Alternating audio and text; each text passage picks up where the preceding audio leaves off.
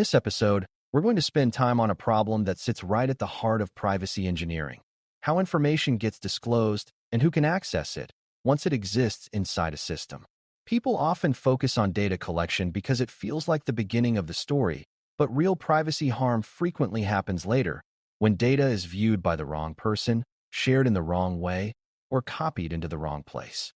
Disclosure is about data leaving its intended boundary, whether that boundary is a team, a system, a partner, or the public internet.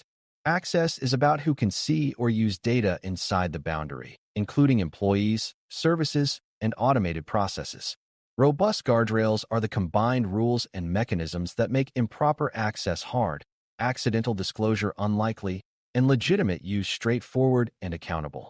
The goal is not to lock everything down so tightly that nothing works, but to build a system where privacy is protected by design choices, not by hoping everyone behaves perfectly. Before we continue, a quick note. This audio course is a companion to our course companion books. The first book is about the exam and provides detailed information on how to pass it best.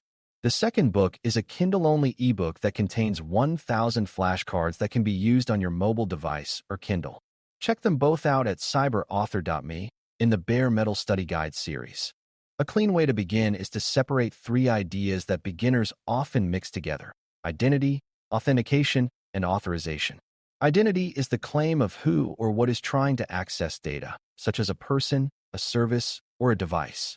Authentication is the process of checking that claim, which might involve passwords, tokens, or multi-factor authentication, MFA, depending on the situation. Authorization is the rule that decides what an authenticated identity is allowed to do, which is where privacy outcomes are usually won or lost. A system can have strong authentication but weak authorization, meaning it knows exactly who you are and still lets you see too much. A system can also have decent authorization rules but poor identity hygiene, meaning it cannot reliably tell which actor is doing what. When guardrails are robust, these pieces work together so the system can answer two questions every time.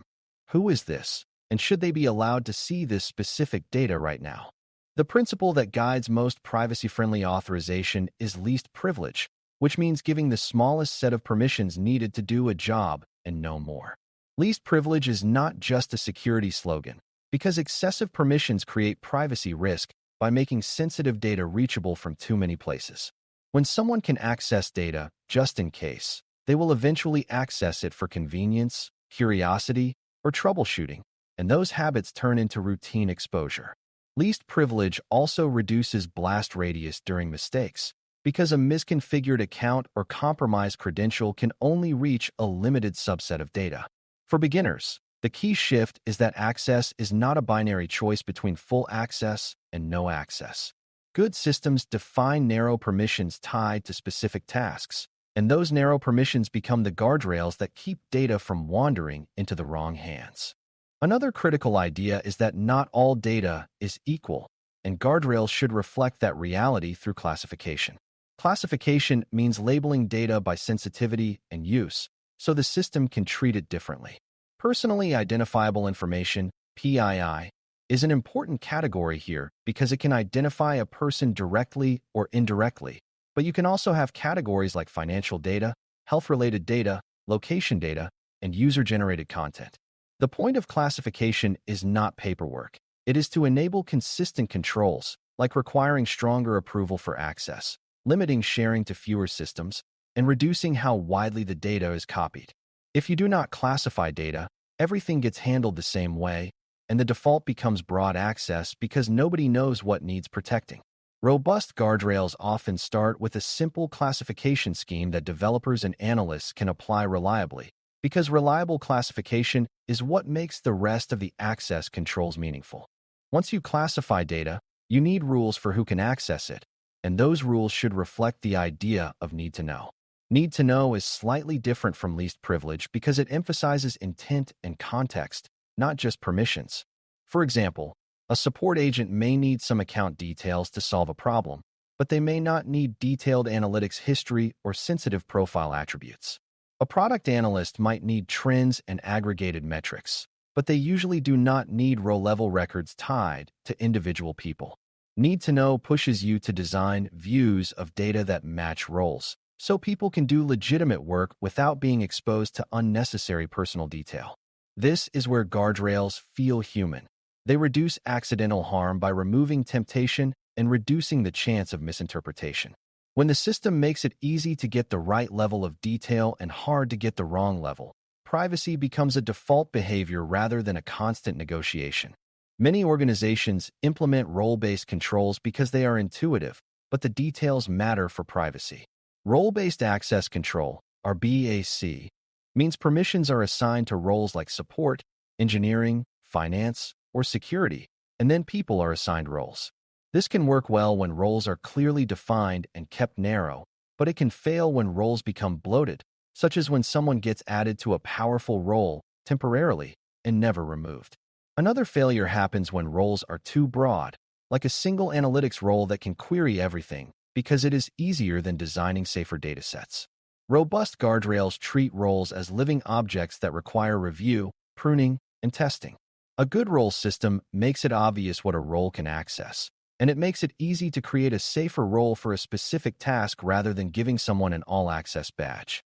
Some environments need finer-grained controls than roles alone, because the same job function can have different access needs depending on situation. Attribute-based access control, ABAC, is a concept where decisions depend on attributes, such as the sensitivity label of the data, the purpose of the request, the user's team, the time of day, or whether the access is coming from a trusted device. You do not need to be an engineer to understand the privacy benefit. Decisions become more contextual, which reduces the chance that a permission granted for one context accidentally works in another. ABAC-style thinking is especially useful for protecting sensitive datasets while still allowing legitimate work, because you can require extra checks when risk is higher. For example, access to certain data might require being on a secure network and having a current business justification, instead of being available everywhere by default. Guardrails become robust when they adapt to context without becoming unpredictable or confusing. Guardrails also need to control disclosure paths, not just internal access.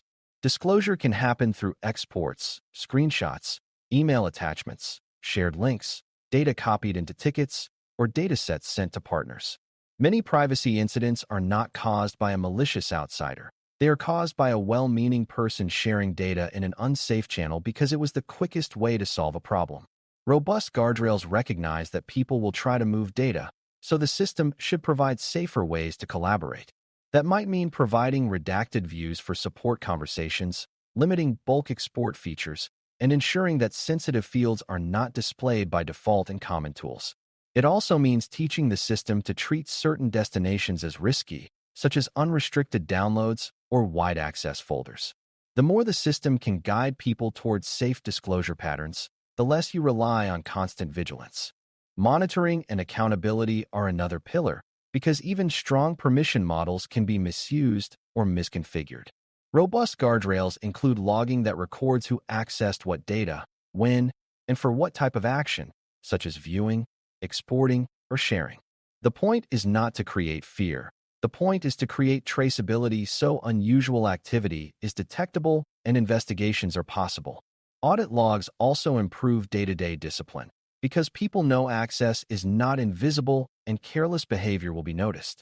A beginner-friendly way to see this is to think about a library. It is easier to prevent misuse when checkouts are recorded and unusual borrowing patterns can be flagged. In privacy engineering, monitoring is part of access control because it shapes behavior and provides a backstop when preventative controls fail. Guardrails become stronger when they include both prevention and detection rather than treating access as a one-time decision.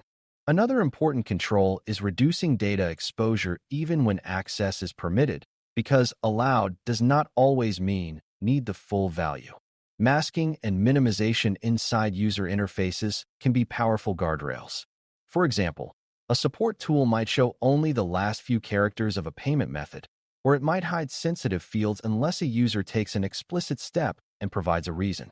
This kind of design acknowledges that many tasks can be solved with partial information, and it reduces harm if someone glances over a shoulder, records a screen, or copies notes. It also reduces the chance that sensitive values get pasted into places they do not belong. These guardrails are especially valuable because they operate at the last mile, where human behavior and real workflows meet the data. When partial disclosure becomes the default, privacy improves without blocking legitimate work. Data sharing between systems is a frequent point of failure, especially when modern applications rely on many internal services and external vendors. A robust approach treats every data transfer as a controlled interface with clear limits, rather than a free-flowing pipe. Application Programming Interface (API) design is relevant here because APIs often define what data is available to other parts of the system. If APIs return large objects by default, they encourage over-disclosure because downstream systems simply receive everything and store it. A privacy-friendly pattern is to design APIs with minimal responses, require explicit requests for sensitive fields, and enforce purpose-based access where possible. This reduces the chance that a new feature accidentally inherits access to sensitive data because it calls a convenient endpoint. Guardrails are strengthened when data sharing is narrow, deliberate, and reviewed, rather than broad and inherited. There is also a category of guardrails aimed at preventing data from leaving controlled environments through common leakage routes. Data loss prevention (DLP) refers to controls that detect or restrict sensitive data moving into risky channels, such as uploading a file to an unapproved location or pasting sensitive values into an open chat. The privacy value is straightforward. It reduces accidental disclosure when people are moving quickly.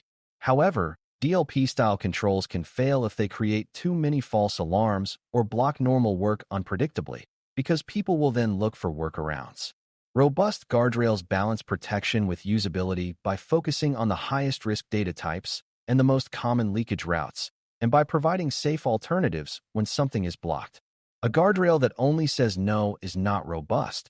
A guardrail that guides people to a safer yes is far more effective. This is another place where privacy engineering is as much about workflow design as it is about technical enforcement.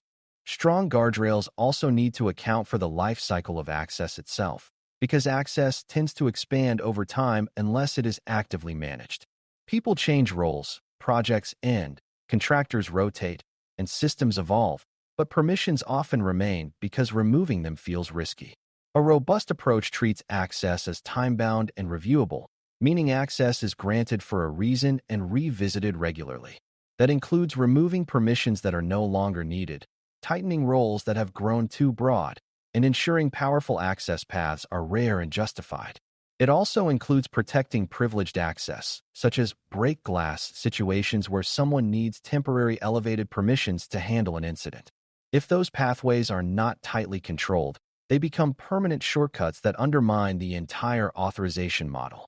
Privacy guardrails remain strong when access is treated as a living system with maintenance, not as a one-time setup task. When something does go wrong, robust guardrails make recovery and containment easier because they limit how far data could have traveled and provide evidence of what happened. Good guardrails support quick answers to practical questions like which dataset was accessed, which records were involved, and whether data was exported or shared. They also support containment by allowing rapid revocation of access, isolation of systems, and removal of exposed links or tokens. This is not only incident response, it is a privacy engineering design goal, because the ability to contain harm affects the real-world impact on individuals. If a system cannot tell what was accessed and cannot quickly limit further access, it turns a small mistake into a prolonged risk. Robust guardrails, therefore, include the capacity to fail safely, contain quickly, and learn from the event by improving boundaries. The more predictable and instrumented the access system is, the more defensible the organization becomes after a problem. To bring all of this together, controlling disclosure and access is about designing systems that behave like responsible stewards of personal data, even when humans are busy and systems are complex. You build from clear identity, reliable authentication, and careful authorization so every access decision has a rational basis. You use least privilege, need to know, and classification to make most access naturally limited, and you rely on role and attribute thinking so permissions match real contexts rather than vague job titles. You reduce disclosure risks by controlling exports and sharing paths, and you combine preventative controls with monitoring so misuse is detectable and accountability is real. You reduce exposure even for permitted users through masking and minimal views, and you treat data transfers and APIs as constrained interfaces rather than open rivers. When those guardrails work together, privacy stops being a fragile promise and becomes a sturdy property of the system's everyday behavior. Thanks for listening. For more audio courses, daily newsletters, and more, please visit BareMetalCyber.com.